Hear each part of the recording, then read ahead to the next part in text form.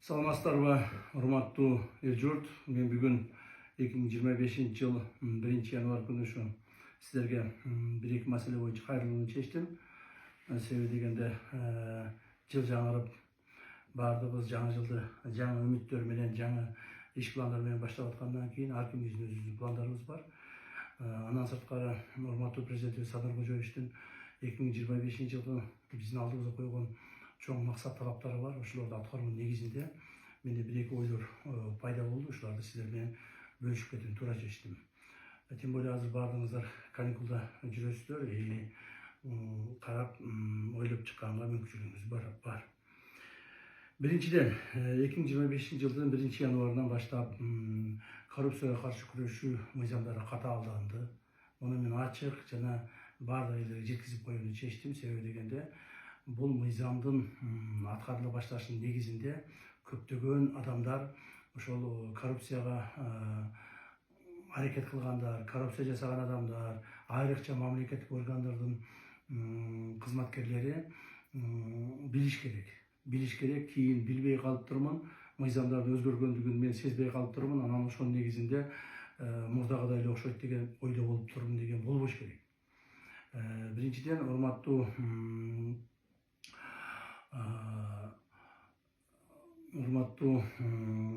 эл журт, 2025 негизги биздин максатыбыз бул 2025 жылдын 2025-2026 жылдары Кыргызстаныбызда коррупция деген илдетти жоюу, жок кылуу болуп эсептелет. Жана биз ушул максатыбызга жетишибиз керек. Эмне үчүн мен муну айтып жатам? Көпчүлүгүңүздөр ойлоп жатсаңыздар керек, коррупцияны жеңе албайсыңар, коррупцияны жеңүүгө мүмкүнчүл эмес, жана ал өтө кыйын деп. Туура, өтө кыйын. Жеңиш өтө кыйын. Күрөшүү дагы өтө кыйын. Бирок биз ушуну жеңебиз жана жок кылабыз деген максатыбызды алдыга коюп атабыз. 2025 жана 2026 жылдардын тегерегинде ушул коррупциялык илдеттер Кыргызстаныбызда болбош керек. Эсиңиздерде болсо керек, биз ушул маселелер боюнча мындан бир нече жылдар, 1-2 жылдар мурда уюшкан кылмыштуулук топторду дагы жоёбуз, аларды жок кылабыз деген маалда кээ бир адамдар, чын айтканда көпчүлүк эле адамдар ишенишкен эмес. Кээ бирлери даже бизди шылдыңдап чыккан. Жок эле нерсени айтып атасыңар, колуңардан келбейт деп. Себеби адамдар билген, бул уюшкан кылмыштуулук топ коомубузда толук бойдон коомубузду басып алганын, коомубузда алар мамлекеттик бардык бийлик органдарына аралашып, ошол элдин дагы ушулардын жоюу ишине көзү жеткен эмес. Кээ бир адамдар бизди түздөн түздө шылдыңдашкан. Бул дагы силердин кезектеги пиарыңар болсо керек. Уюшкан кылмыштуулук топту жеңе албайсыңар жана колуңардан келбейт деп. Бирок мына азыр карабайсыңарбы? 2025 жылга кирип атабыз. Мен жоопкерчиликтүү түрдө Улуттук коопсуздук мамлекеттик комитетинин жетекчиси катары жоопкерчиликтүү түрдө айта аламын. Биздин Кыргызстаныбызда бүгүнкү күндө уюшкан кылмыштуулук топ жок. Кылмыштуу бандиттер, уюшкан кылмыштуу бандиттер жок болду. Туура кылмышкерлер болот, алар калган. Жана мындан ары дагы ар түрдүү майда кылмыштар жасалышы мүмкүн. Себеби коом болгондон кийин ушул маселелер толук токтоп калыш кыйын экен. Бирок ошол эле мезгилде жанагы уюшуп алып, бир башына туруп алып, жанагы айткандай, булардын тили менен айтканда мыйзамдагы ууру, положение, смотрящий болуп, райондорду бөлүп алып, облустарды бөлүп алып, баары жерлерге өздөрүнүн адамдарын коюп, мамлекеттик органдардан толук маалыматтарды алып, алардын ичине адамдарын коюп, ар түрдүү саясатка чейин киришип кеткен уюштуу кылмыштык топ бүгүн жок. Жана мындан ары болбойт. Мен муну жоопкерчиликтүү айта алам. Мындан ары биздин жеке ишкерлер, мамлекеттик органдар, жөнөкөй адамдар эч кимден коркпостон, үркпөстөн, өзүнүн бизнестерин жүргүзүп, эч кимге эч нерсе төлөбөстөн, эч кандай бирөөлөргө чуркап барып, менин жумушумду чечип бер деп, жанагы уюшкан кылмыштуулукка барбастан мамлекетти кайрыла турган болот. Мамлекет мындан ары буюрса, мыйзамдын чегинде ошол адамдардын талаптарын аткарууга милдеттүү болот. То есть мен дагы бир жолу айтып коеюн, бүгүнкү күндө Кыргызстаныбызда уюшкан кылмыштуулук топ деген жок болду. ОПГ деген жок мындан ары. Мына биз ушуга жетиштик. Ошондой эле коррупцияны дагы жойгонго жетишебиз, Кудай буюрса. ошого аракетибизди кылып атабыз. Ошого мына күч аракетибизди жумшап атабыз. 2025-жылдан баштап мыйзамдарга өзгөртүү киргиздик. Жакында эле урматтуу президентибиз Садыр Кожоевич кол коюп берди ошол мыйзамга, киргизилген өзгөртүүгө киргизилген мыйзамга. Ал мыйзамдын негизинде бизде эмне болот? Бизде эми мурдагыдай коррупционерлер кармалган болсо, мыйзам чегинде штраф менен бошонуп кете албайт. Штраф дегенди алып салдык. Мындан ары эми ошол коррупцияга байланыштуу кылмыштар менен кармалган адамдар сөзсүз түрдө түрмө мөөнөтүн алышат. Бул мыйзамдын чегинде. Түрмө мөөнөтүн алышат. Бул бир. Экинчиден, ошол адамдардын жакын туугандары, ата-энеси, бир туугандары же өмүрлүк жарлары мамлекеттик кызматтарда иштеген болсо, мамлекеттик кызматтан четтетилет. Ал эми өздөрү болсо, ошого жазага тартылгандан кийин өмүр бою мамлекеттик, муниципалдык же укук коргоо органдарына жумушка тура албайт. Мына мыйзамдын катаалдыгы ушунда болду. Ошондуктан урматтуу мамлекеттик органдын кызматкерлери, мен силерге ачыктан ачык кайрылып кетким келет. Мындан ары ошол коррупциялык элементтерге, коррупциялык жанагы кылмыштарга барбооңорду чакырамын. Айрыкча мына билим берүү тармагында, медицина тармагында, ошол эле мына мамлекеттик органдардагы район, акимдер, облустар, министрликтер, ошол жерде иштеген жооптуу кызматкерлер, мамлекеттик сатып алуулар жана башка жерлерде бардык жерине айтып коеюн. Эртең мен билбей калып турмун деп ыйлабаңыздар. Биз мындан ары ушул коррупцияга каршы күрөшүүнү күчөтөбүз жана мындан ары ошого толук бойдон бардык күчүбүздү жумшайбыз. Дагы бир жолу айтайын. 2025-2026-да биздин Кыргызстаныбызда коррупциялык элементтер калбаш керек. Мына ошого аракет кылабыз. Кайсыл жерде коррупция болсо, кайсыл коомдо, кайсыл мамлекетте коррупция болсо, ал мамлекет өнүкпөйт. Же өнүксө дагы жанагы эмне деп коет, мындай бир туура эмес жака өнүгүп калат. Туура эмес жака өнүгүп, жана искусственно өнүгүп калышы мүмкүн. А биз толук бойдон аларды жойсок, мамлекетибиз мыйзамдуу, акыйкаттуу мамлекетке айланат. Эркин мамлекетке айланат. Кудай буйрса, мына ошого багыт алышыбыз керек. Бул биринчи маселе. Экинчи бир маселебиз бар. Урматтуу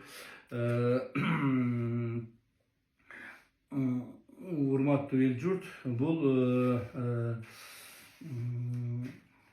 ушул коррупцияны жоюу маселесинен кийин дагы бир чоң бир маселени мен көтөрүп чыгайын деп айттым. Бул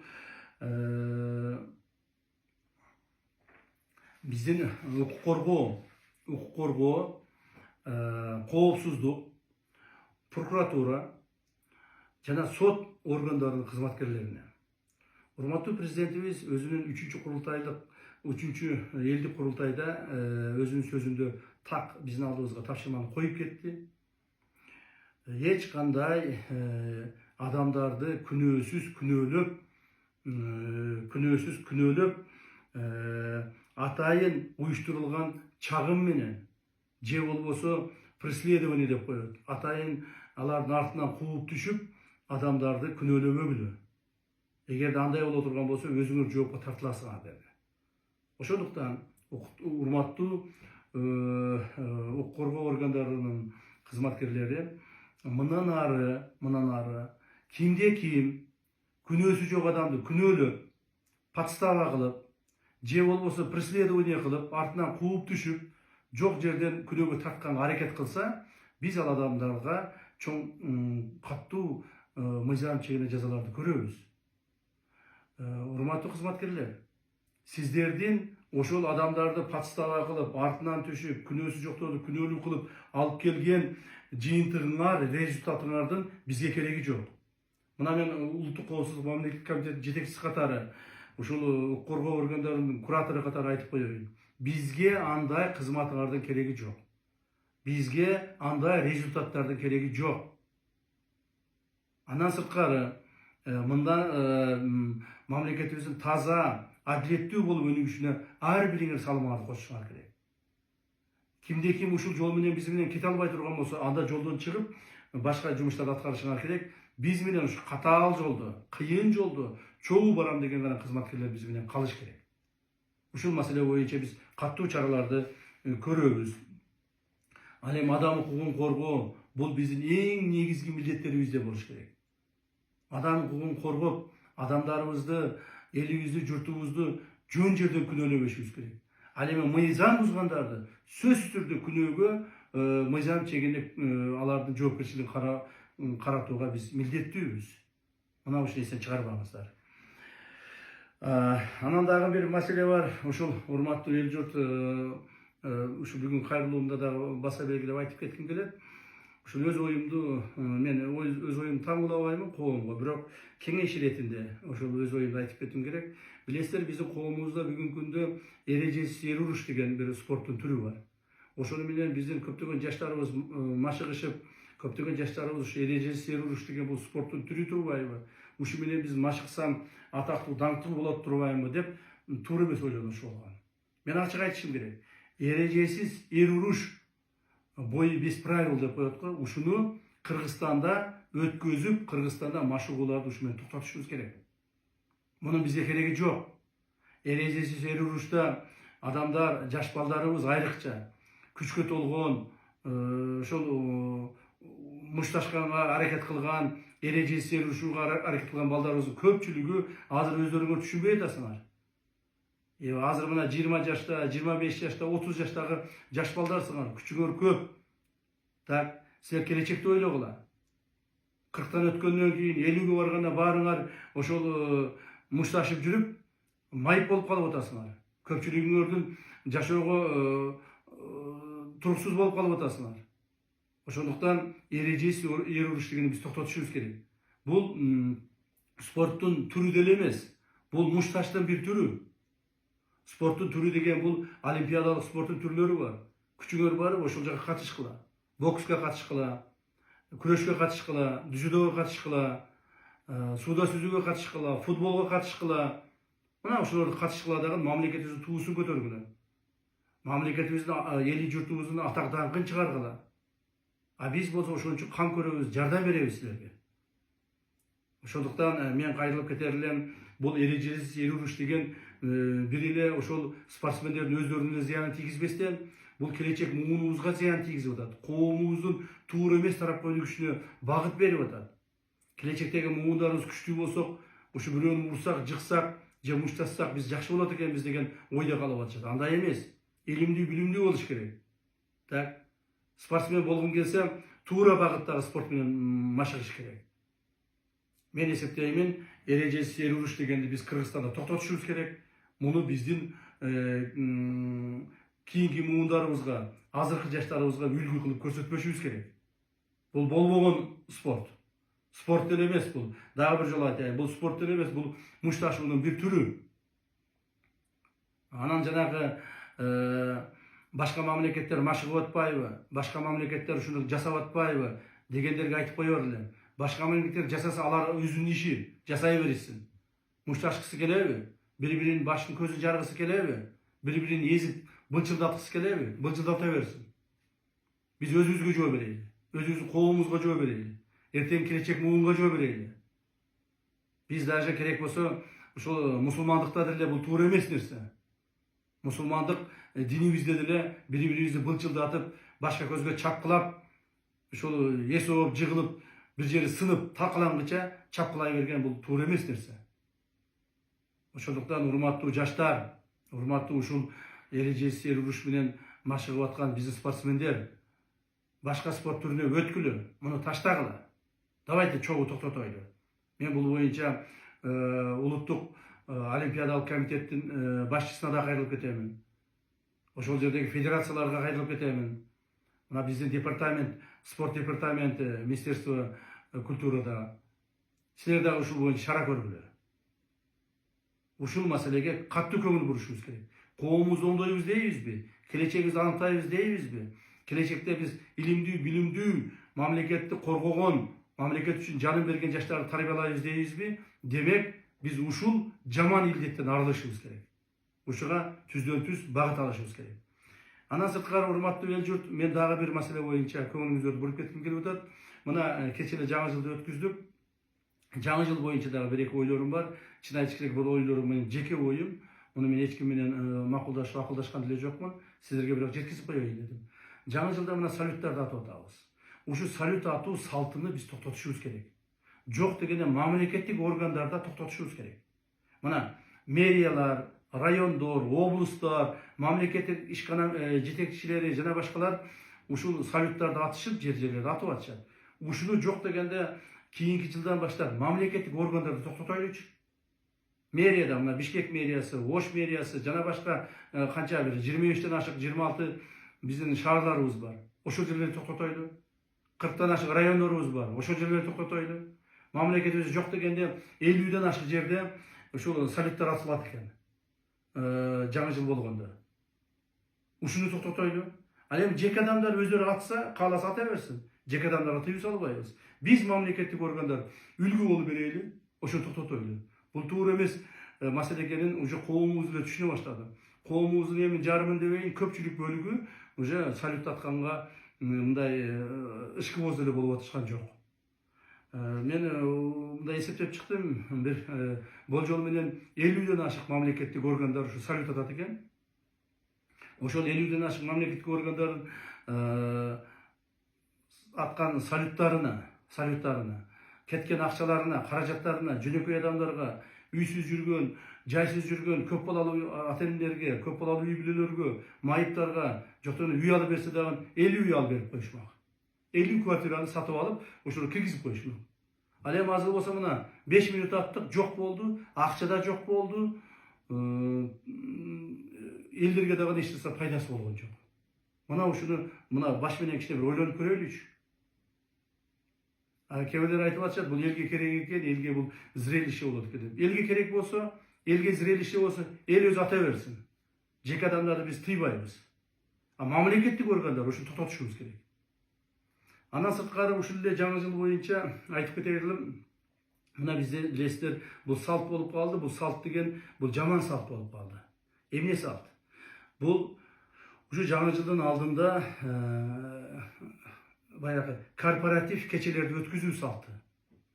Бүт мамлекеттик органдын кызматкерлери, бардык мамлекеттик органдар бирөө калбай корпоратив кечелерди өткүзүшөт. Мен бул боюнча мына улуттук коопсуздук мамлекеттик комитетинде тыюу салгам. Эч кандай корпоратив өткүзбөйсүңөр деп.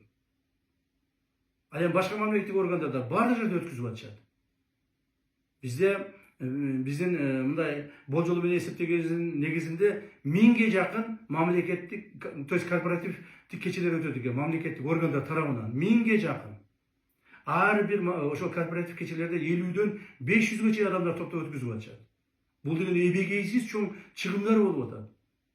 Эң эле минималдуу түрдө алганда, ошол бир корпоративге бир $10.000 акча кетсе, 1000 корпоратив өткүзүш үчүн $10 миллион акча кетет экен. $10 миллион акчага $50.000 бир квартира болсо, канча адамга? 200 адамга биз квартира алып берип коймокпуз. 200 муктаж болуп, кыйналып аткан адамдарга квартира алып берип коймокпуз. А биз эмне кылып атабыз? Биз бир күндө 3-4 саатта ичип, жеп, кусуп, ошол акчанын бардыгын талаага таштап жок кылып кетип атабыз. Себеби дегенде мен бүгүн эле бир жерде болуп, бир адамдар менен сүйлөшүп отуруп калсам, жетекчилер менен. Бир жетекчи айтат, мен дейт 200 адамга дейт корпоратив өткүзүп бердим дейт. Ошондо бирөөсү деп мактанып атса, экинчиси мактанып атат, мен 500 адамга корпоратив өткүзүп бердим деп мактанып атат. Бул эмне деген акылсыздык? Бул корпоратив жөн өтүп аткан жок да. Ал жерге акча кетип атат. Ал акчалар бир жактан топтолуп атат. Бюджеттен алгандары бар, бюджеттен албагандары ар бир адамдар өздөрү топтогондору бар, бирөөлөрдөн кысып алып келип өткүзүп аткандары бар. Ушундай эле кыйын болсоңор, кайрымдуу болсоңор, давайте ошол акчаларды токтоткула. Мен айтаар элем, бул маселе боюнча дагы биздин мамлекеттик органдардын жетекчилери эсиңерге келгиле. Корпоратив кече дегенди токтоткула. Так, официалдуу түрдө өткүзгөндөр бар. Официалдуу түрдө мына президентибиз, урматтуу президентибиз жол өткүзүп атат. Биз жетекчилер менен анча-мынча жерге барып жол өткүзүп атабыз. Жаш балдарга ушул кичине болсо да көңүлүн көтөрө билди. Бирок корпоратив кечелерди өткүзүп жүргөндөр ушуну токтотушуңар керек. Муну кескин түрдө кийинки жылдан баштап ушуну токтотушубуз керек. Так, себеби дегенде дагы бир жолу айтып коеюн. Ошол жаңы жыл боюнча дагы. Мына жаңы жылда мен бир мамлекеттик орган бар жерде тартип болуш керек да. Мен мына бул жерде азыр жаңы жылдык маанай менен жакшынакай кылып сиздерге мындай бир тапшырма эмес, мындай өз оюмду менен бөлүшүп атам да. Мисалы үчүн, мына урматтуу президентибиз жаңы жылда бүт элибизди, журтубузду куттуктады, туурабы?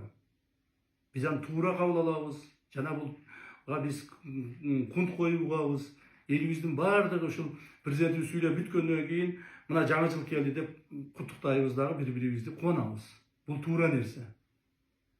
Мамлекетибиздин парламенттин жетекчиси элди куттуктап атат. Туура нерсе. Өкмөттөгү министрлер кабинетинин башчысы ал куттуктап атат элибизди. Бул да туура нерсе. Ошол эле мезгилде башка мамлекеттик органдын жетекчилери силер эмнени куттуктап атасыңар? Президентти да жакшы куттуктайсыңарбы? Өкмөт башчыдан да жакшы куттуктайсыңарбы? Же болбосо спикерден да жакшы куттуктайсыңарбы? Токтотуш керек. Президент куттуктадыбы? Спикер куттуктадыбы? Өкмөт жетекчиси куттуктадыбы? Жетет ошол. Анан карасам ар бир эле райондун жетекчилери, облустун жетекчилери, министрликтин жетекчилери чыгып алып элдин баарын куттуктамыш болуп атасыңар.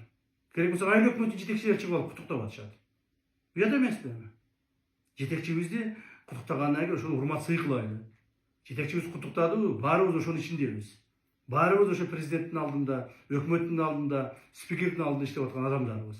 Ошо жетекчилерди куттуктаганы биздин баарыбыздын куттуктаганыбыз болот. Мына ушуну эстен чыгарбаңыздар. Мына ушуну тартип ушундан башталат. Тартип ушундан башталат. Карагалычы башка өлкөлөрдү. Мен бир-эки өлкөлөрдүкүн карап чыктым, мен аны мисал кылып айта коеюн. Бир гана ошол мамлекет башчысы куттуктап атат, болду ошо менен. Калгандары унчуккан жок. Калгандары ошого туура деп баш ийип калып атышат. Ошондон бул тартипти дагы көңүлгө булгула. То есть биз эми мурдагыдай болуп келе бербестен өзгөрүшүбүз керек. Коомубузду өзгөртүшүбүз керек. Мамлекетибизди өзгөртүшүбүз керек. Эли журтубуздун психологиясын өзгөртүшүбүз керек. Ошого ар бириңиздер аракет кыласыздар деген ойдомун. Эгерде мен туура эмес айтып, кимдир бирөөрдүн көңүлүнө тийип койсом, капа болбоңуздар. Жаңы жылда туура кабыл аласыз деген ойдомун. Мындан ары ушундай бир жакшылыктар менен жолуккан Алла Таалам буйруп насип этсин. Бирок бир нерсени баса белгилеп айтып кетемин. Урматтуу мамлекеттик органдын кызматкерлери коррупциялык элементтерге аралашпагыла. Пара берүү, пара алуу, коррупциялык схемаларды даярдоо жана ишке ашыруу боюнча этият болгула. Биздин кызматкерлер, улуттук коопсуздук мамлекеттик комитетинин кызматкерлери бул багытта ишти күчөтөбүз. Биз эми ушул багытта ишти күчөтөбүз. Ушуну мен баса белгилеп айтып коеюн. Ушуга түшүп калбаңыздар. Так, өзүңүздөрдү эле эмес, бала чакаңыздарды, тууган уруңуздарды зарлатпагыла. Мамлекетибиз эркин болуп, өсүп өнүгүп, мыйзамдуу болуп, өсүшүнө ар бирибиз салым кошушубуз керек. Рахмат көңүл бурганыңыздарга. Саламатта болуңуздар. Мен дагы бир жолу нерсени айтып коеюн. Биз иштеп атабыз. Биз азыр жанагы майрамдар карата дем алып жатат экен деп ойлобоңуздар. Биз иштеп атабыз. Азыр дагы ар түрдүү маселелерди карап чыгып атабыз. Этият болуңуздар. Рахмат.